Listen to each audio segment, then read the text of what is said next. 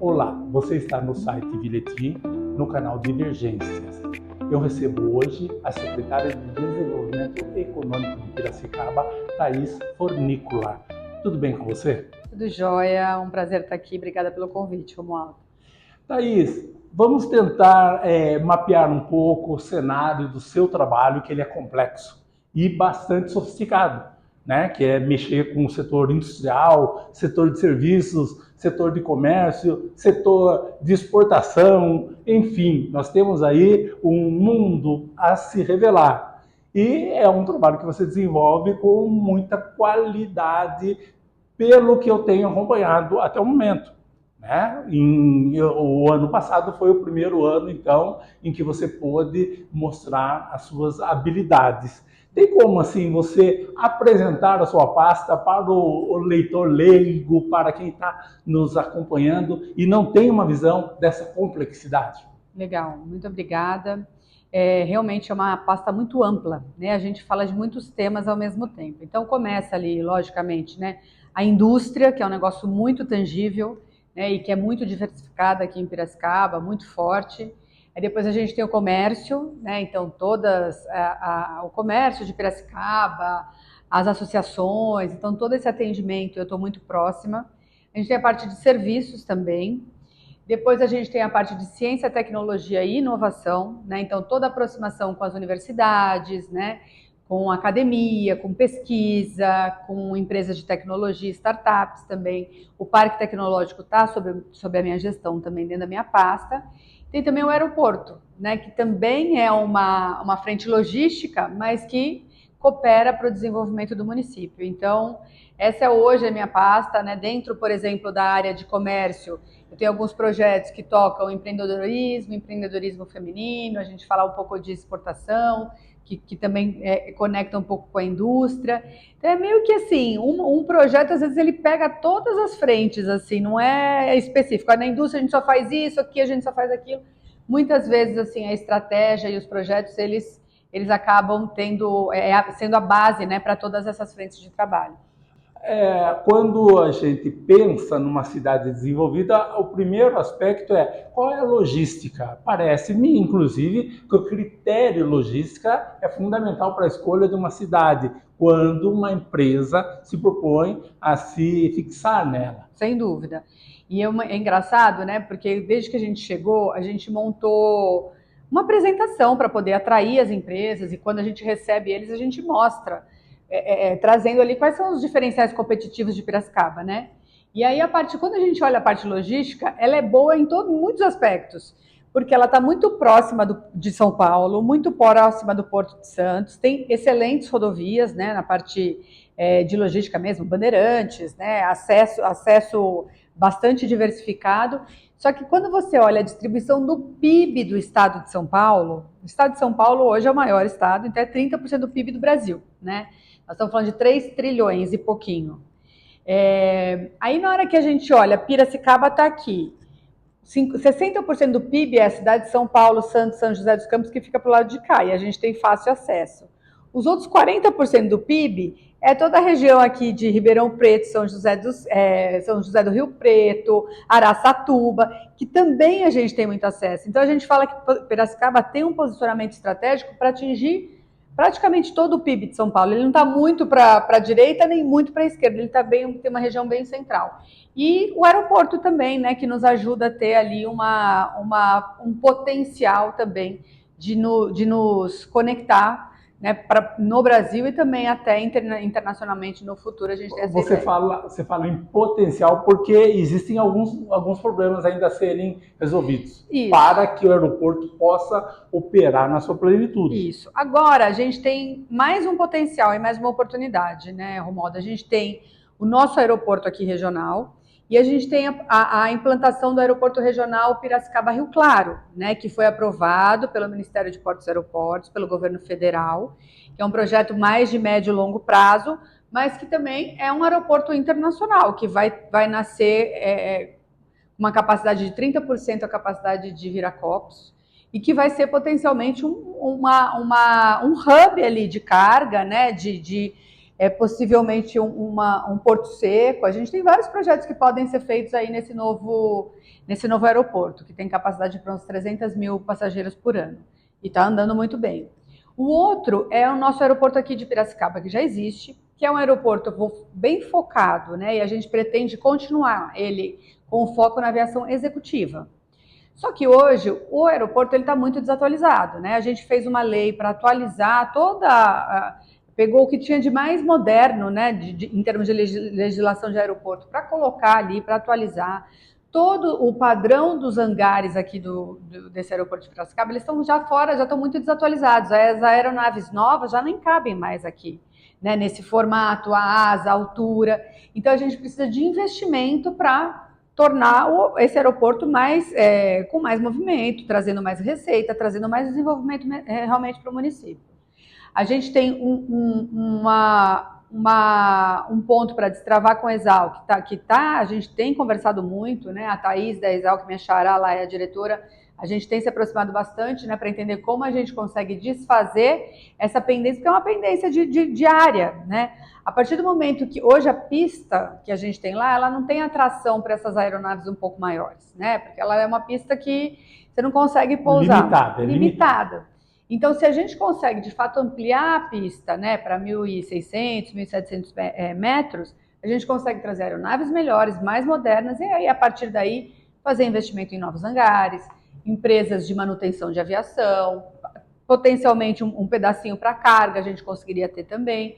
Então, assim, a gente está nesse momento. Tem um plano de trabalho, né, de modernização do aeroporto, e uma das atividades ali é a gente conseguir fazer essa negociação com a Exalc para liberar essa parte do terreno e a gente aumentar a pista. E quando se fala em investimentos, nós estamos falando de investimentos públicos ou aí já é o plano para parceria com a iniciativa privada? É parceria com o setor privado, né? Acho que até a gestão assim do aeroporto hoje, se você tivesse uma pessoa mais focada, especializada, conseguiria fazer muito mais ali, né? Conseguiria proporcionar até para o cidadão ou para os usuários do aeroporto muito mais, um serviço muito melhor, de muito mais qualidade, uma manutenção muito melhor.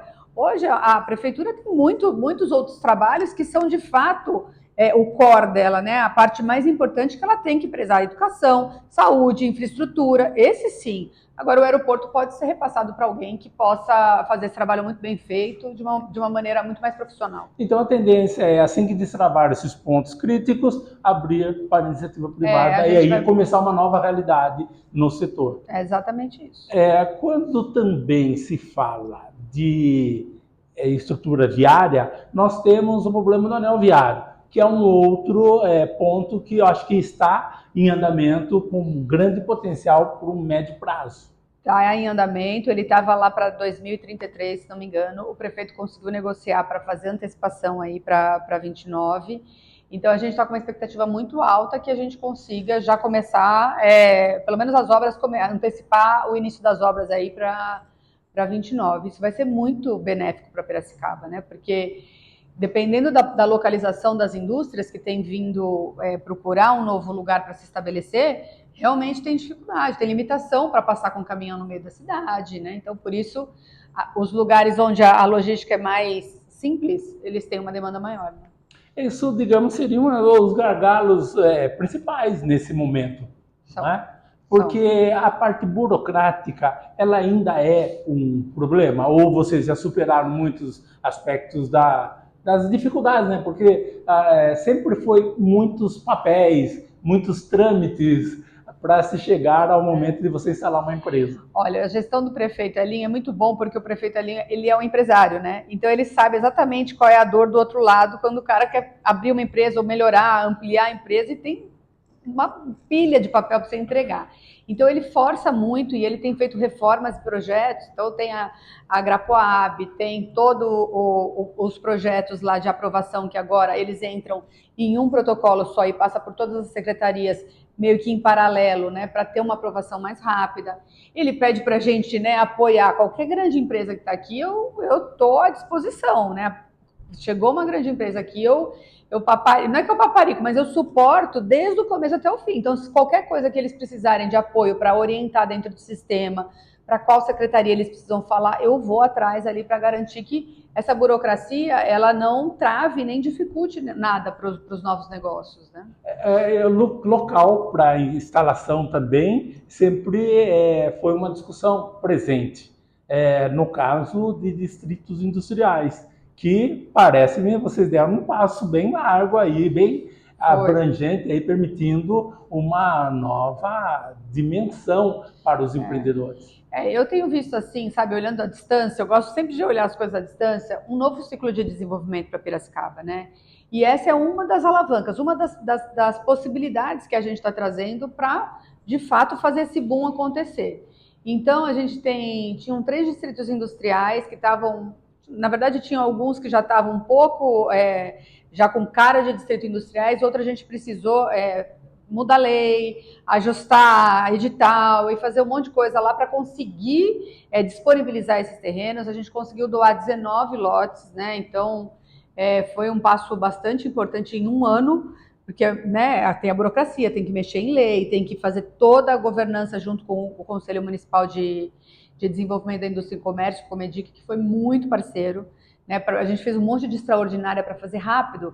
Vamos fazer uma extraordinária, vamos avaliar os projetos juntos, montamos um critério muito legal para avaliação de projetos. Então, emprego, renda, investimento, quais são os atributos de sustentabilidade, de tecnologia, né? Quanto disso vai ser, como é que fala? É uma tecnologia que já exige um nível mais alto de profissionais, um nível de profissionais mais capacitados, qual o salário médio daquela planta. Então, são coisas que são, olhando realmente para o desenvolvimento sustentável, não só aquele boom de curto prazo, mas olhando um pouco mais para frente. Isso é sustentável? Né? Ele faz gestão de resíduo, ele cuida das pessoas, ele tem potencial de capacitar as pessoas e dar um plano de carreira para essas pessoas. Então, a gente está olhando com um pouco mais de profundidade para quem a gente está doando esses terrenos. Vocês criaram um critério, digamos, um pouco mais rigoroso para que as empresas estivessem dentro de um padrão que correspondesse à perspectiva de vocês de inovação e desenvolvimento social sustentável. É exatamente isso. Então, antes, os critérios eram um pouco mais simples, né? Agora a gente colocou novas variáveis. Então, por exemplo, no caso de desempate, qual produto é mais sustentável? Né? Ou isso daqui tem alta tecnologia envolvida?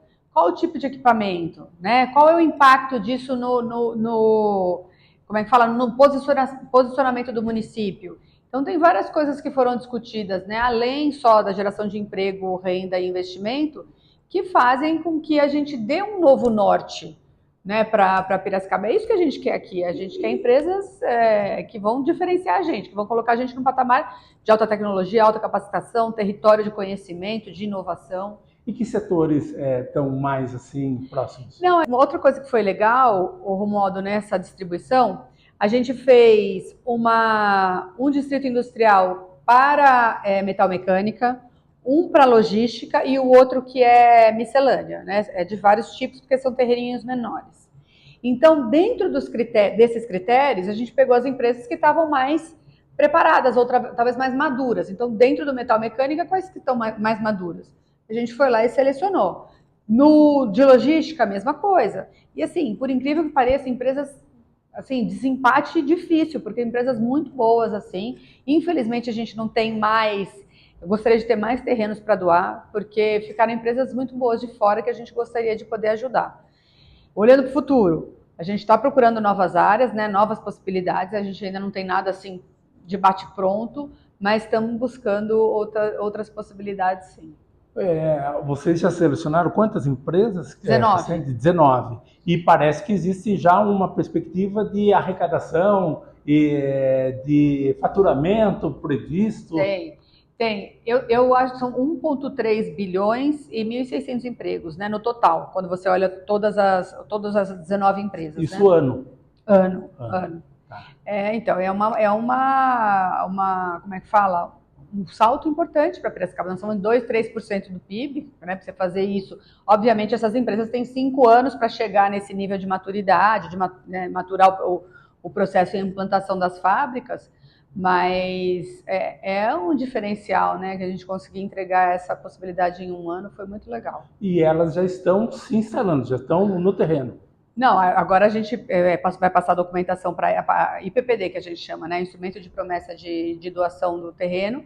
Eles tiveram que entregar os projetos, tiveram que, né, dizer qual o cronograma das obras. Aí eles vão começar as obras agora, fevereiro, março, tá? Para iniciar essa fase.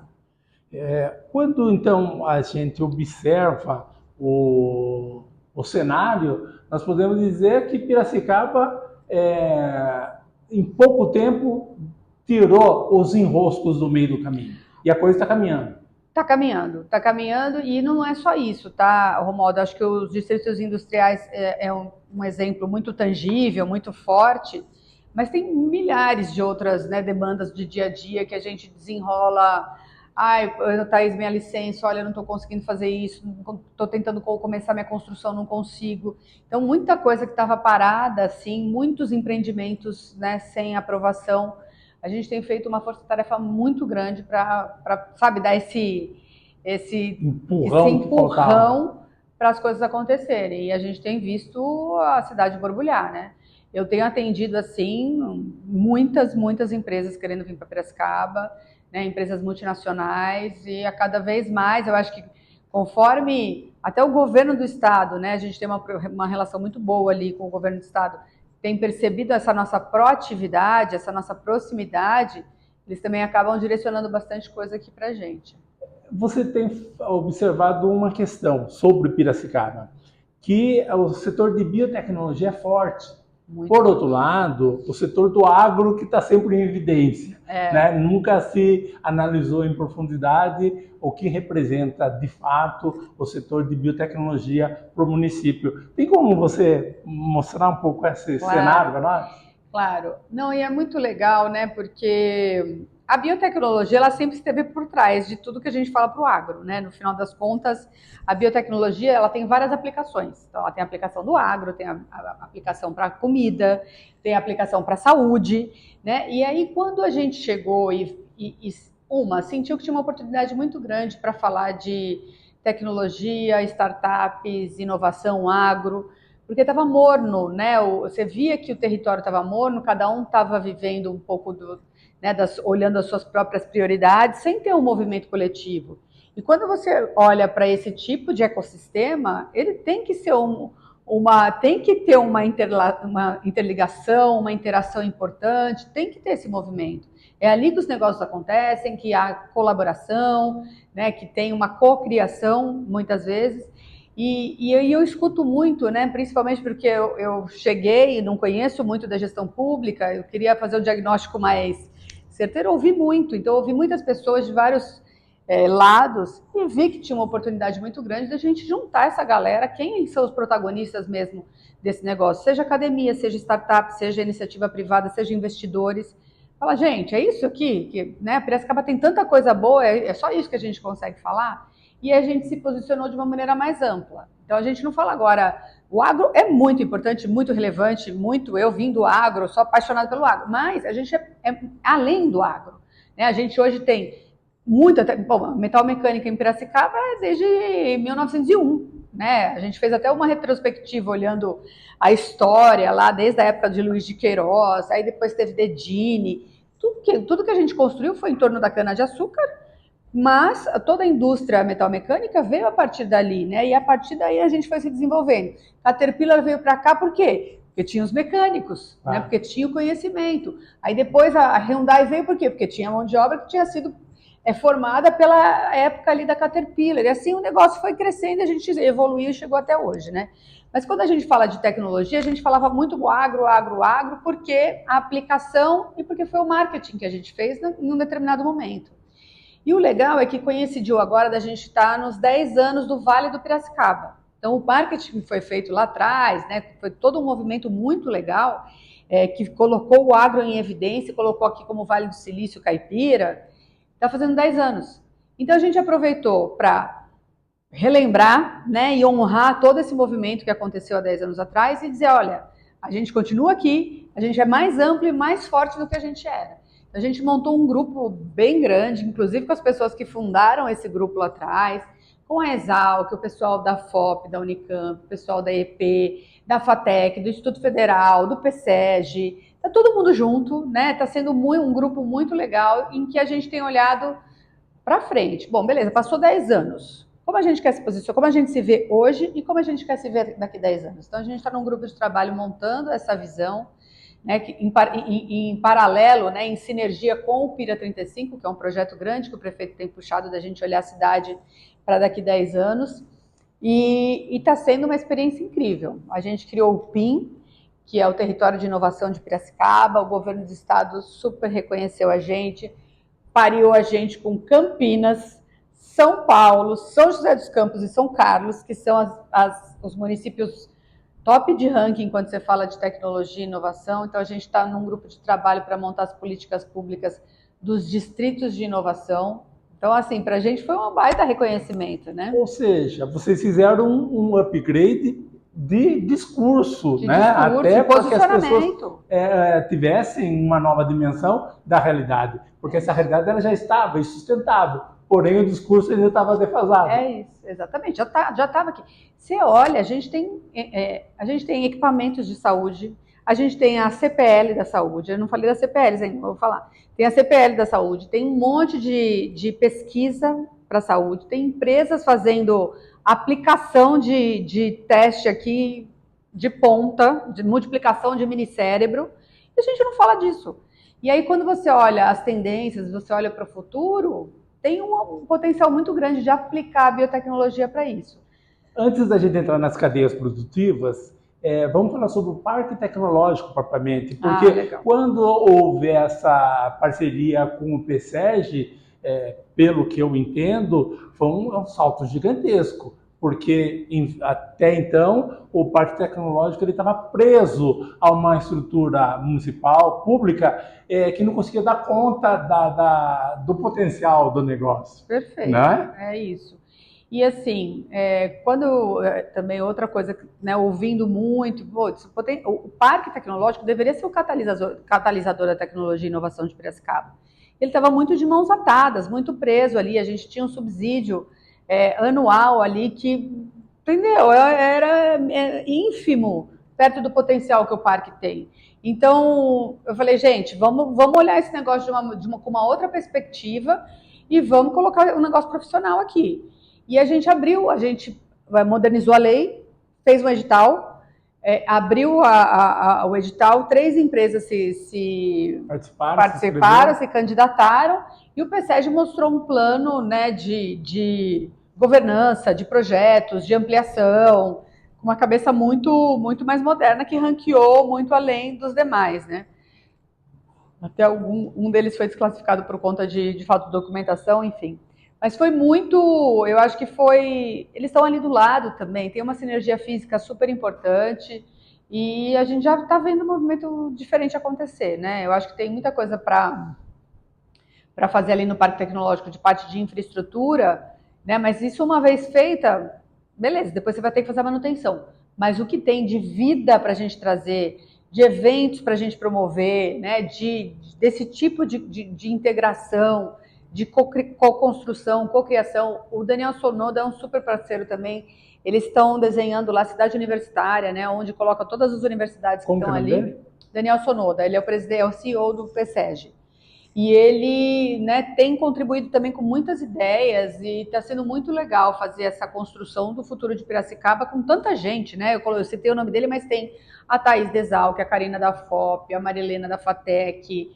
Tem muita gente participando junto com a gente, o pessoal da CIP está super próximo, o pessoal do CIMESP, olha, tem muita gente legal participando aí. E o local em que o Parque Tecnológico está instalado, ali se desenvolveu demais. Demais, até com a ideia de outros setores de pesquisa e desenvolvimento tecnológico. Ali na frente, a biotecnologia tem também para combustível, né? Ali na frente tem o Centro de Bioenergia da Shell, Raizen, né, que eles também estão promovendo. A gente tem muita coisa legal, muita coisa. Por isso que eu falo que a biotecnologia, ela é muito ampla. Não dá para você falar que ela só aplica ao agro, né? Ela aplica para tanta coisa que a gente tem que tomar vantagem disso. Vamos avançar agora para as cadeias produtivas, porque você falou da saúde, que é o que está chamando mais a sua atenção. Mas nós temos várias outras cadeias produtivas instaladas no município que são amplas, né? O setor automobilístico é um exemplo, né? O setor metal mecânico ele já é centenário, pode-se dizer. E você explique um pouco como que você está entendendo o da saúde. O da saúde foi muito legal, porque ele começou dentro do Conselho Municipal de Ciência e Tecnologia, né? Eu fui lá numa primeira reunião, aí o Dr. Alex, que é um médico que faz parte da Associação Paulista de Medicina, falou, não, Thaís, eu estou querendo desenvolver um projeto aqui sobre nefrologia e tal. Eu falei, nossa, que legal e tal, vamos entender. E aí veio uma pressão muito grande do governo do estado sobre a CPL. Falou, vai fechar a data para vocês fazerem a inscrição das cadeias produtivas locais, tal, tal. Eu fui estudar o que era essa história de cadeia produtiva local, né? Porque isso é mais quando você está na gestão pública. Aí fui entender, eu falei, cara, aí lá atrás, você pega os primórdios lá do Michael Porter, que são os papas da gestão, eles falam que as cadeias produtivas locais são elas, a eficiência entre as elos da cadeia, o cara que planta, o cara que vende, o cara que transforma, o cara que entrega, essa eficiência que é o diferencial competitivo. Então, quando você fortalece essa cadeia, né, seja ela do começo até o fim, ou um pedaço, quando você coloca essas pessoas para se conversarem, você mata ou diminui os gargalos entre eles, né? Então, esse é o conceito da cadeia produtiva local e que a gente, tem sentido isso, vamos atrás de entender. E a gente conseguiu, a gente já tinha a tecnologia da informação, a gente colocou a da cachaça, colocamos da saúde, colocamos a da bioenergia, que a bioenergia já tinha. Da cerveja. A da cerveja também já tinha. Tem mais uma que eu não estou lembrando exatamente qual que é, mas é uma maneira de você promover essa conversa, de você tentar eliminar e gerar mais eficiência entre as cadeias e fortalecer o posicionamento daquela cadeia naquele município. E o governo do estado, né, de certa maneira, está olhando isso. Entendeu? Quem tem CPL de cachaça? Tem um investidor de fora que está atrás de comprar cachaça.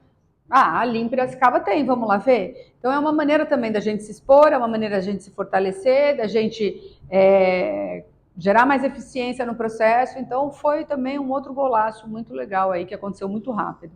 Da saúde, qual é o seu core business? Não, ele é muito amplo, assim, né? Ele, por exemplo, agora tem o pessoal da Odonto que está junto, então tem muita pesquisa e desenvolvimento também de material de odonto. A CPL é de você conseguir colocar os elos da cadeia para conversar. Aí eles vão montar um projeto. Qual vai ser o projeto que eles vão fazer? Ainda não está definido. Uhum. Mas pode ser bem mais abrangente do que, né, só uma frente. Então, você tem uma perspectiva de um futuro primoroso, e não é para longo prazo, é para curto e médio. Eu tenho visto as coisas acontecerem assim, de uma maneira muito... Tem um outro projeto muito legal também, que o governo do estado que provocou, mas que a gente tem conseguido andar bem rápido com isso, que aí eles falam dos 50 quilômetros, né? Então, por exemplo, a Hyundai, ela tem todos os fornecedores ali ao redor dela, né? A gente tem grandes empresas aqui que a gente pode fazer esses movimentos também de tentar trazer todos os fornecedores para mais perto. Integração. E aí, por exemplo, uma empresa aqui, ela importa algum produto. Putz, o que a gente precisa fazer para desenvolver um fornecedor local que produza a mesma coisa que essa empresa precisa importar? Então, são coisas que a gente está indo aos poucos, mas que tem um potencial muito grande da gente trazer mais indústrias para cá, para Piracicaba. O empreendedor, ele observa na cidade o potencial também de geração de mão de obra qualificada para atender o setor dele. Né? É uma ponte aí forte, ou seja, mexer com a qualificação profissional. Sem dúvida, né? Eu acho que mão de obra é uma dor em qualquer lugar do mundo, né? Eu tive do outro lado do mundo aí há um tempo atrás, mão de obra. O problema é mão de obra, mas mão de obra tem um problema geracional, tem um problema, né, do mundo está mudando muito rápido, tem outros tipos de trabalho, e enfim. Mas, quando a gente fala dos equipamentos que a gente tem aqui em Piracicaba para formação de gente, a gente tem 2 Senais. São pouquíssimos lugares no Brasil e em São Paulo, no estado de São Paulo, que tem 2 Senais. Se não me engano, é aqui e Jundiaí. Não tenho certeza, mas assim, acho que são pouquíssimas cidades que têm 2 unidades, 2 escolas, que é fortíssimo, que é super parceiro também da gente. A gente tem a EEP, né? A gente tem a Escola Técnica, tem o Instituto Federal, tem a FATEC. Então a gente tem tem o COTIP, né? De colégio técnico, a gente tem muita possibilidade. E como a gente tem muita empresa que demanda esse tipo de mão de obra, você acaba tendo a formação da base, né? E essas pessoas, esses profissionais se desenvolvendo ao longo da carreira. Então eu acho que a gente tem um ambiente muito fértil para você ir cada vez mais profissionalizando e capacitando cada vez mais essa mão de obra. Porque uma das críticas que se fazia, não sei, há 10 anos, era mais ou menos assim: um profissional americano, ele produz 5 vezes mais que um profissional brasileiro no mesmo setor. Né? Um profissional europeu está muito à frente na produtividade. Então, eu não sei se cabe isso a Piracicaba, né? Porque quando você fala Brasil, o Brasil é muito amplo, não dá para tratar dessa forma. É muito complexo isso, né, Romualdo? Eu, assim, ouvindo esse fato, eu vejo que tem tanta variável aí para a gente dizer que essa frase é verdadeira, porque tem padronização de processo, tem robotização, tem linha de produção, tem automatização, tem padrão, tem tanta coisa que pode influenciar na produtividade de um processo, de um produto, que não dá para a gente dizer que é só porque o cara nasceu com sangue brasileiro que ele vai ser mais improdutivo, né? O Zé Luiz Ribeiro, ele diz que a qualidade do produto piracicabano, ele é europeu. Ele não deixa nada a desejar. Eu visitei muitas empresas aqui, né? Assim, eu estava com 40 no final do ano passado, já deve estar com umas 52, eu acho. Mas eu fico impressionada com a qualidade, Kaizen, sistema de qualidade, sistema de segurança, é impressionante, sabe? Você vê. E eu falava assim, não, porque eu achava que eu trabalhava numa grande empresa, que só na minha grande empresa que tinha, que achava, né? É impressionante, assim, a qualidade dos profissionais, a qualidade dos sistemas de gestão das empresas aqui em Piracicaba. Eu fico até orgulhosa, assim, falar, nossa, que legal de conversar. E esse fator, né, de habilidades concentradas numa mesma cidade e tantos interlocutores qualificadíssimos, não seja tanto o profissional que está ali no chão da fábrica, como a gente diz, que hoje tem um outro significado, né? Assim como o próprio empresário. Né? Eles estão num nível tal que o tarifaço do Trump pegou, mas não pegou tanto por causa dessa agilidade. Faz sentido isso? Faz, assim, a gente teve sim, né, um impacto ali na nossa balança, mas a gente, né, o que tinha para fazer ali era desenvolver novos mercados, né, novas possibilidades. As empresas que foram poucas empresas aqui que tinham exportação direta para os Estados Unidos e algumas delas até americanas, né, então era mais um problema até político ali dentro das próprias empresas, né? Mas a gente consegue destinar o nosso produto, né? Como tem um nível de qualidade muito grande, para outros mercados, seja mercado europeu, mercado, né, latino aqui no Mercosul. Então, e asiático, né? Asiático também. Thaís, existe alguma coisa que a gente não conversou que você acha que é importante dar uma atenção especial? Eu tenho um projeto que eu gosto muito, que é do empreendedorismo feminino, né? A gente fez 5 encontros no ano passado, uma vez a cada 2 meses, né? Cada um deles falando sobre ferramentas de gestão, né, para as mulheres empreendedoras. O Sebrae também tem sido muito parceiro, está com a gente, né? A maioria dos projetos aí. Também nesse desenvolvimento, no desenvolvimento do grupo de trabalho de tecnologia, olhando para a parte de exportação também, a gente tem um grupo de trabalho olhando para a exportação, como que a gente consegue conectar mais empresas, né, para ampliar os seus mercados e capacitar essas empresas para fazer essa exportação. E assim, a gente tem trabalhado muito para atrair bons negócios para Piracicaba, não só qualquer negócio, né? Atrair empresas O Zé Luiz sustentáveis. Ribeiro, em relação ao lado feminino, né, ao profissional, mulher, ele falou que nós estamos avançando, as mulheres, né, estão avançando demais e trazendo uma segurança e uma qualidade dentro da empresa que é impressionante. Diferente. Os índices das mulheres são, quando você olha, por exemplo, mulher motorista, os índices de infração, de acidente, de consumo de combustível, de desgaste de equipamento, são muito melhores do que os homens, porque elas são mais cuidadosas, né? Elas estão lá, o caminhão está sempre limpinho, cheiroso, índice de acidente também na indústria é mais baixo.